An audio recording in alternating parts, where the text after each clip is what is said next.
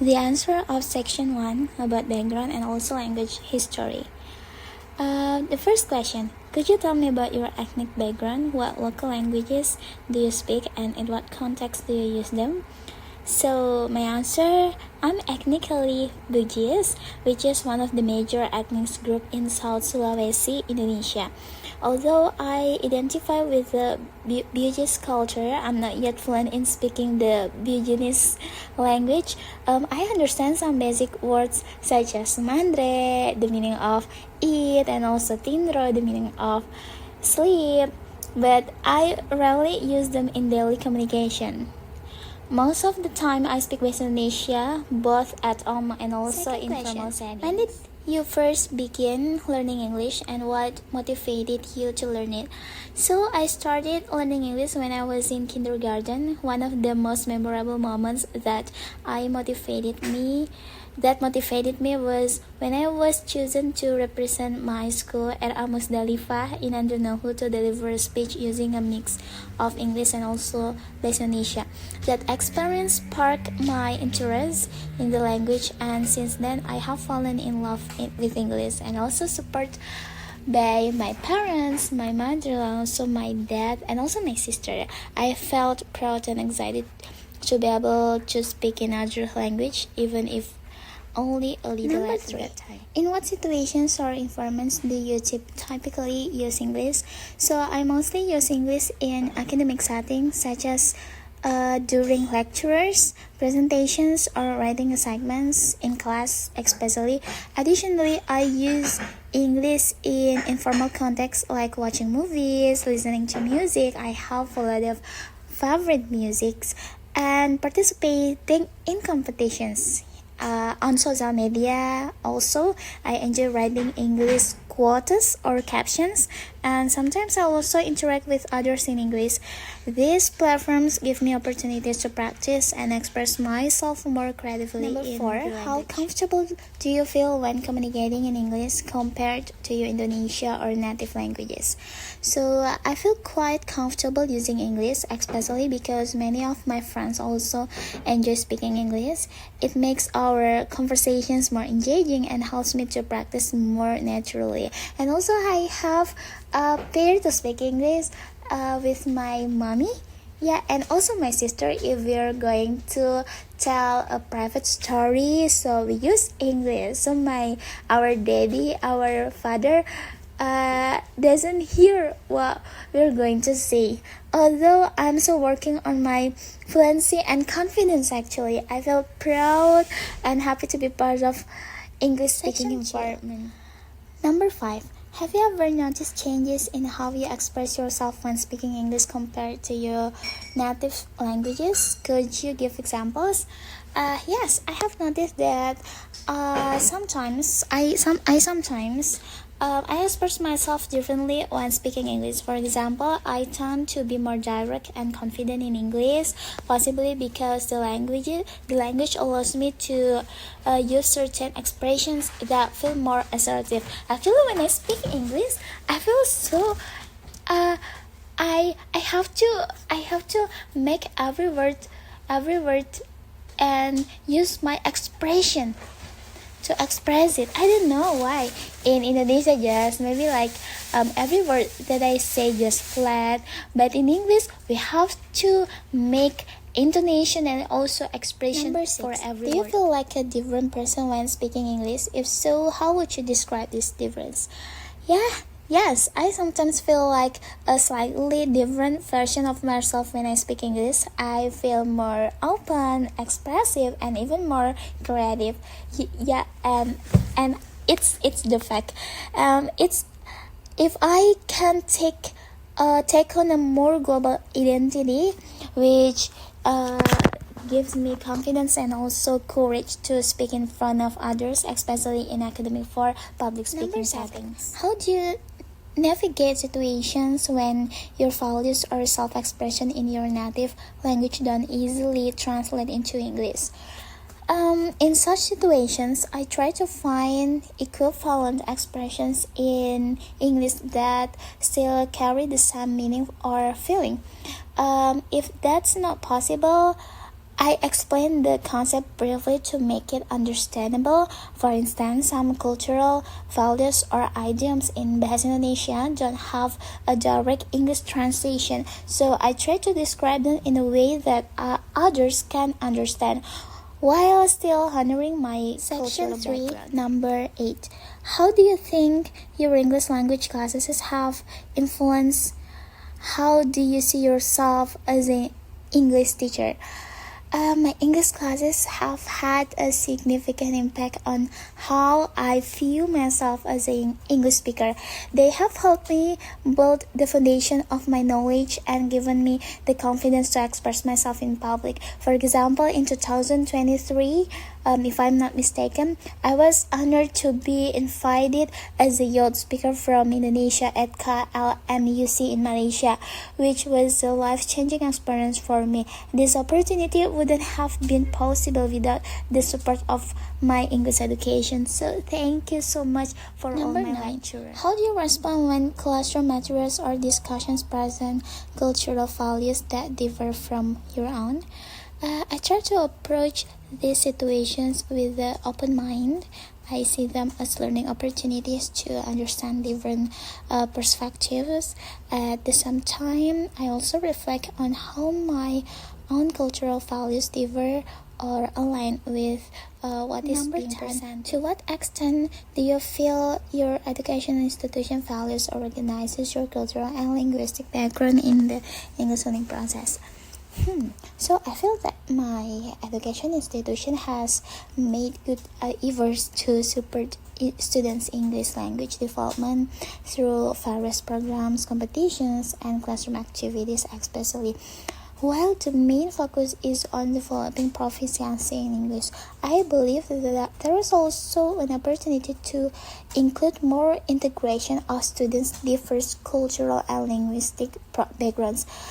This could enrich the learning experience and help students feel more represented. I would suggest incorporating more discussions or projects that allow students to connect English learning with their local identity, which I think would be a positive and meaningful addition to the curriculum. But I'm sure that English education, especially in Yan Kendari, has already do that. Yeah, there are a lot of programs, projects, and I hope that we can always improve and always do it every time. Section 4, number 11. How do your interactions with native English speakers affect you? How you see yourself as an English language user? Interacting with native English speakers gives me a better understanding of how the language is used in real life context. It also motivates me to improve my pronunciation and fluency, and especially in my listening skill. Sometimes I feel nervous or insecure, but I also see these moments as opportunities to grow and become a more confident. Number 12. English How do you think your peers in English classes influence your language learning and your identity as an English speaker? My peers plays an important role in my language learning. When I see their enthusiasm and efforts, it motivates me to try harder as well. We learn from each other, share feedback, and support one another. Their encouragement and constructive criticism help shape my identity as someone who is constantly learning. Number and improving 13. English. How do you think gender influences your experience of learning and using English? Have you noticed any differences in how male and female students approach English learning? So my answer, from my observation, female students tend to be more expressive and active in class discussions, while male students sometimes appear more reserved. But it's not like the female smarter than male. We know that every student has their characters, has their feeling, has their brain. However, this may vary depending on personality. So personally, I believe that gender shouldn't limit anyone's opportunity to learn and express themselves in English. What matters most is the willingness to practice and improve. Number 14. To what extent do you feel you can express your authentic self when communicating in English? I feel that I can express my authentic self in English, although there are times when I struggle to find the right words. Overall, English allows me to share my ideas, emotions, and also opinions confidently. Number 15. Have you developed strategies to maintain aspects of your cultural identity while becoming proficient in English? What are these strategies? So I try to maintain my cultural identity by using English to share my culture with others. For example, we have in I forget in the class that Sir Irfan taught us. We have one assignment that we have to explain one of the cultural in our cultural identity. I talk about baju bodoh at that time in English. I also mix cultural language, my business, and also English language. So So when I feel it's necessary to preserve cultural meanings that might get lost in translation. How do you balance the desire to become proficient in English with maintaining your connection to your native language and cultural identity? So I try to maintain a balance by practicing both languages regularly. I use English for academic and global communication. My friend use English too, so I have to use it while still using Indonesia in my daily life. I believe that being bilingual or multilingual is not a limitation, but a strength that allows me to navigate between different cultural contexts. Number 17. How do you express your identity when using English in digital spaces, social media, online forums, etc.?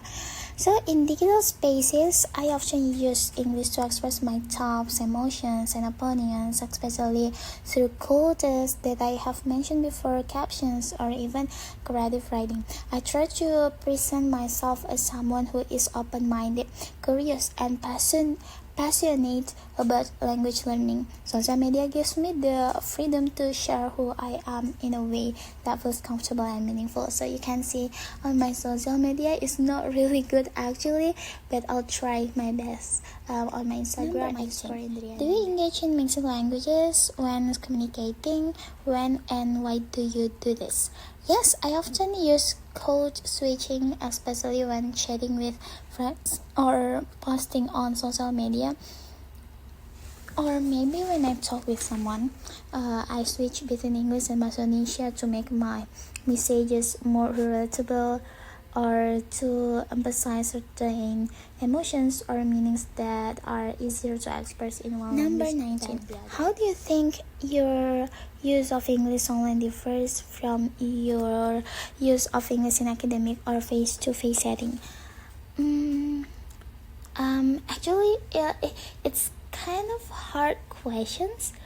I prepare both of them, online and also offline.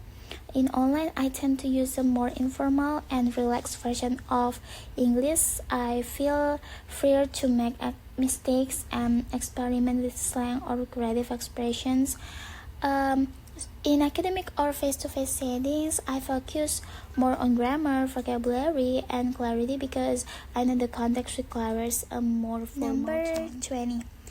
How has technology influenced your relationship with English and your identity as a multilingual person? Technology has played a big role in improving my English skills actually. Through online platforms, I can access learning resources, communicate with people from around the world, from another country, from another city, and engage in different language communities. So it has strengthened my identity as a multilingual person who is actually learning and adapting in the digital world. 21. Looking back on your English learning journey, how do you think it has shaped who you are today? Looking back, learning English has shaped me into a more confident, open-minded, and communicative person. In the past, I was shy and hesitant to speak English in public, but now I am more confident, even though I still feel nervous sometimes. I've realized that making mistakes is part of the learning process, and I've become more resilient through this. What aspects of learning English have had the most significant impact on your sense of self? Pronunciation. Yeah, pronunciation has had a big impact on my sense of self. Yeah, I still and always every day learn about pronunciation. I think that's the hard thing, and also the second one is listening. I used to struggle with it, but now I see it as a skill that helps me feel more connected to the global English speaking community. Improving my pronunciation has boosted my self-esteem and made me more excited to communicate. How important do you think it is for language teachers or lecturers to address identity issues in the classroom? I think it is very important for language teachers to address identity in the classroom. Language is deeply connected to culture, identity, but by discussing these topics, students can become more aware of themselves and others. It helps create a more inclusive and respectful learning environment where everyone's background is acknowledged and valued.